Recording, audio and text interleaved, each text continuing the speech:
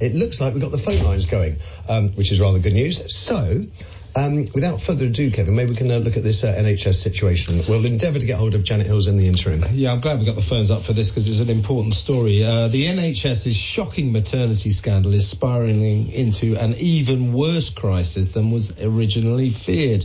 If you remember, investigators found evidence that 90 babies died or suffered serious harm over 4 decades of failings at the Shrewsbury and Telford hospital. But since those awful statistics were revealed a week ago... a few problems there. I had a couple of drinks myself last night. Since those awful statistics were revealed a week ago, more than 200 families have come forward to register 600 new complaints over the lack of care they say killed or damaged their kids. The sickening situation came to light after a report by midwife Donna Ockenden on behalf of the NHS Improvement Department was leaked to the press. Now lawyers handling the avalanche of fresh cases are questioning whether hospital staff have been entirely candid in disclosing the full extent It is the biggest maternity scandal in NHS history, and it was the biggest scandal when we last looked at it, and it's virtually doubled in size since then. Joining us on the line to discuss is Kashmir Uppal from clinical negligence partner, I should say, at Shoosmiths. Good afternoon, Kashmir.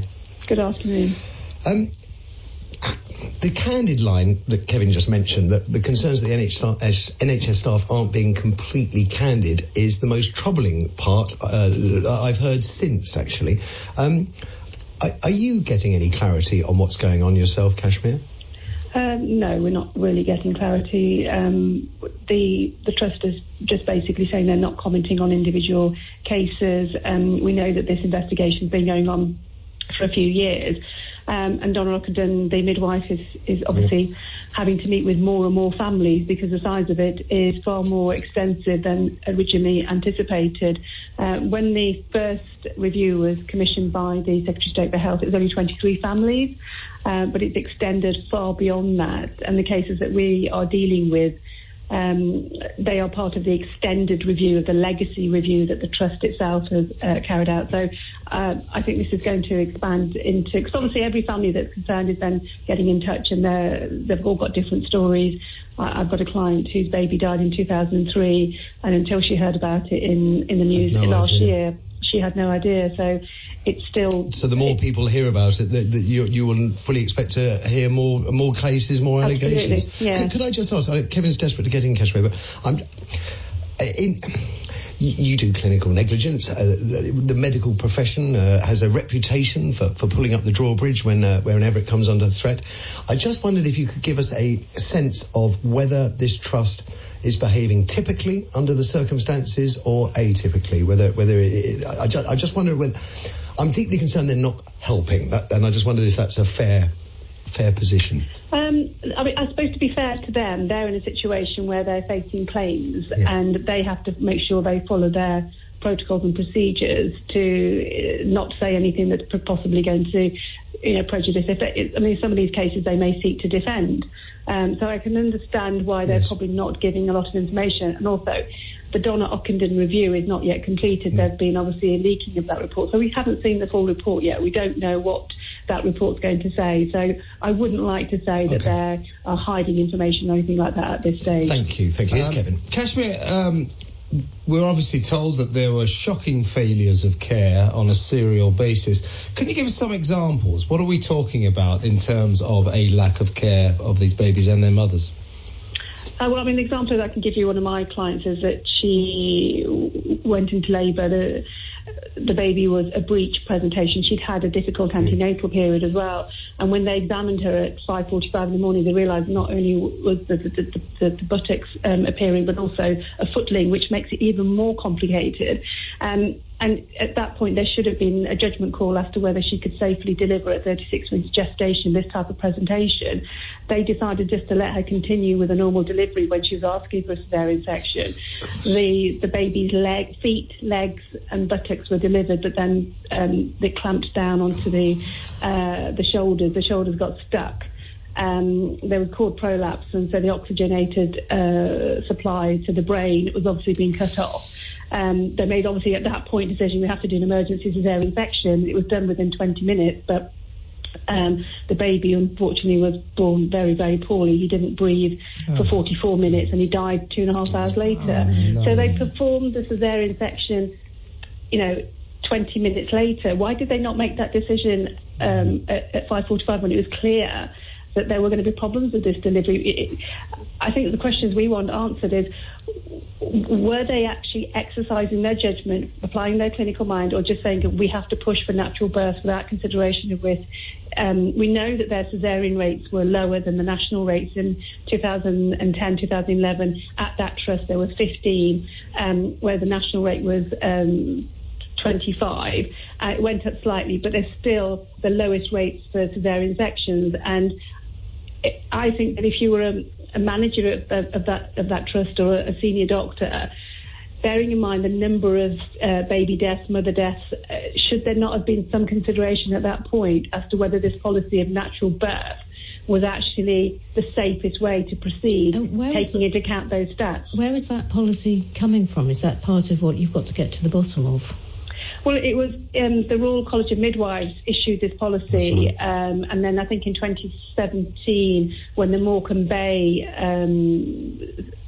scandal all came out, they decided to withdraw that policy. So I think it came from the Royal College of Midwives. I read that routinely midwives, nurses, doctors at this hospital didn't even bother to find out the names of the mothers and the babies that they were treated. I mean, it's some sort of care. It's a really sounds to me like there was a really rancid culture there. Is that the picture you're building up as well? I think it was unfortunate that there appeared to be little remorse, I suppose, for want of a better word. I mean, my poor client, the meeting that she had with the doctor afterwards, in the notes it says, Mum's not to blame for this. And it puzzles me as to why a doctor would write that in a note. When you go into a hospital to have a baby, you're in the hands of the medics, and then it's the decisions that they make that determine the outcome. Nothing you can do about that. Also, I think her story is typical. She was put on a ward with other babies. One of the nurses came around and said, "What milk does your baby drink?" It's that kind of thing, and sort of, and as I say, I appreciate NHS hospitals, but midwifery units are very busy, but it's just, is it communication issues? What was it that resulted in families feeling so poorly treated at that trust? Over, it has to be said, a very long period of time, 4 decades. I think that's the most worrying thing, because if something like this goes on, you generally find a pattern in terms of, say, number of baby deaths, mother deaths, and you think, hang on a second, there's something not right here. We need to look at our policies. We need to change this. Why did it not happen? Why did it take the coroner and the bereaved families to raise concerns in 2017 for there to be a review? Can I ask, because we started this by hearing how new cases are coming to light all the time, new allegations. Does the length of time have any bearing on any claim that a former patient may have had, i.e. if you were treated 45 years ago, 50 years ago, would that still be of interest? The general rule is that you have 3 years from the date of the Negligence Act to bring a claim. However, there is a later date if there's a later date of knowledge. It's like the Mr. Patterson, the breast surgeon here in Birmingham, so I dealt with those cases.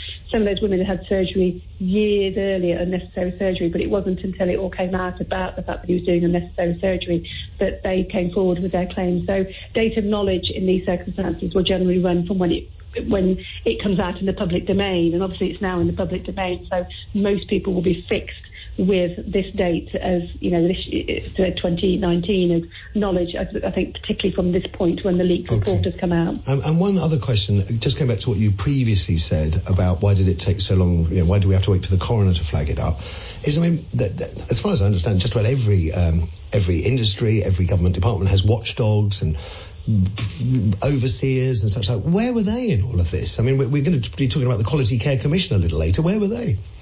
Well, I think that's what questions that we need answering as to where was the management overview, who was looking at these stats, who was carrying out those considerations. God forbid if the local coroner and bereaved families hadn't come forward, would this just have gone unearthed and nobody would have been looking into it? I can say in terms of the Mr. Ian Patterson scandal, what happened there was that the trust decided to deal with it as an employment issue, so you get the cloak of confidentiality. So all of that information was sort of hidden, really, and the medical director and the chief executive there didn't take steps in referring the matter to the GMC. Because, I mean, that's another issue. Should the GMC get involved, or the doctors and midwives under whose watch this was happening? Is there some culpability? I wouldn't like to say, but these are questions that need answering. One last question, Kashmir. This seems to me to go beyond professional shortcomings. Do you think it will end up in criminal charges for people? Well, I think if it's a corporate manslaughter, we have to show that there were gross failings in care.